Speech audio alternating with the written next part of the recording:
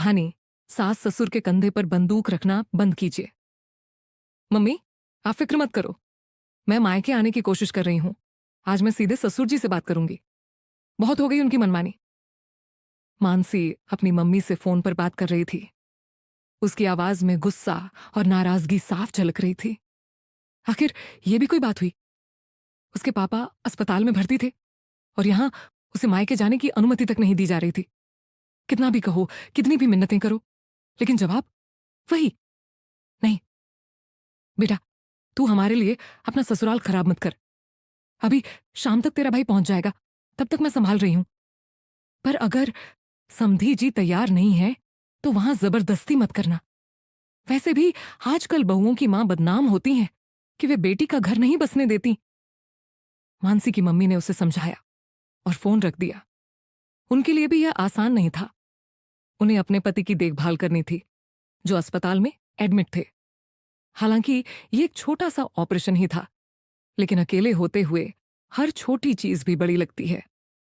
मानसी हिम्मत जुटाकर अपने सास ससुर के कमरे की ओर बढ़ी, लेकिन जैसे ही वह दरवाजे के करीब पहुंची, अंदर से आती आवाजों ने उसके कदम रोक दिए। सासू मां बोल रही थीं, अरे ऐसे कैसे भेज दूं? घर का काम कौन करेगा? मुझसे तो नहीं होता अब घर का सारा काम। और फिर डॉक्टर है ना संभालने के लिए। अस्पताल में पैसा फेंको और तमाशा देखो। ससुर जी ने गहरी सांस लेकर कहा, अरे अगर वह जाना चाहती है तो जाने दो। उसकी मम्मी अकेली है, कम से कम उसके वहां होने से उन्हें थोड़ी हिम्मत तो मिलेगी। और फिर जवान खून है, किसी चीज की जरूरत पड़ी तो संभाल लेगी। सासू मां तुनक कर बोली, अच्छा तो अब आप बहू के लिए इतने चिंतित हो रहे हैं? मैं तो कहती हूं इसे भेजने की जरूरत ही क्या है? बहू के होते हुए हम क्यों घर का काम करें? और फिर ये कोई पहला ऑपरेशन थोड़ी है। ससुर जी ने थोड़ा गुस्से में कहा, पर हर बार तुम मेरे कंधे पर बंदूक क्यों रखती हो? खुद से क्यों नहीं बोलती? मैं कब मना कर रहा हूं? हर बात में मेरा नाम क्यों लेती हो?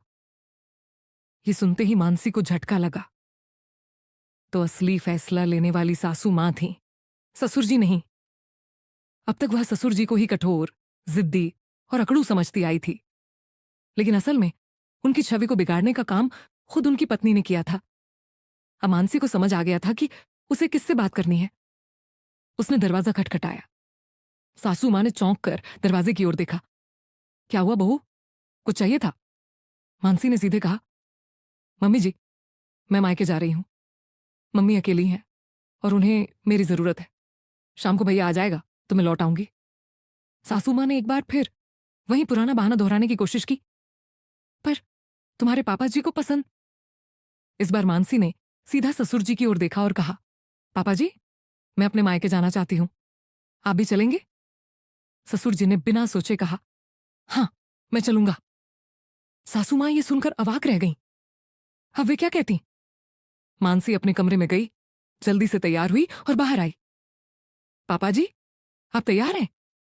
ससुर जी बिना कोई और बहस किए उसके साथ निकल पड़े। इस घटना के कुछ दिनों बाद ही मानसी ने फैसला कर लिया, वह अपने पति के साथ जाने वाली थी। सासू मां ने रोकने की बहुत कोशिश की, तरह तरह के तर्क दिए, लेकिन इस बार मानसी जानती थी कि मना कौन कर रहा है।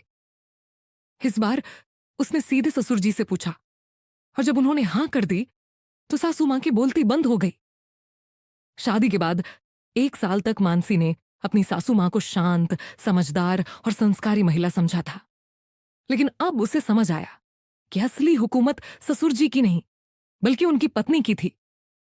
उसके जाने के बाद ससुर जी ने एक दिन हंसकर कहा, बहू, तुमने सही किया, हर बार दूसरों के कंधे पर बंदूक रखकर चलाना ठीक नहीं। इस कहानी से यही समझ आता है कि कभी कभी जो चीज हमें दिखाई देती है वह सच नहीं होती।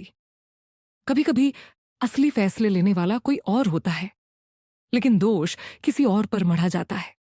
हमें सच जानने और उसके खिलाफ खड़े होने की हिम्मत रखनी चाहिए। अगर आपको हमारी जानकारी पसंद आई हो तो अपने मित्रों और परिवारजनों को शेयर करें तथा हमारे YouTube चैनल स्टोरी स्टूडियो 2024 को सब्सक्राइब करें। धन्यवाद।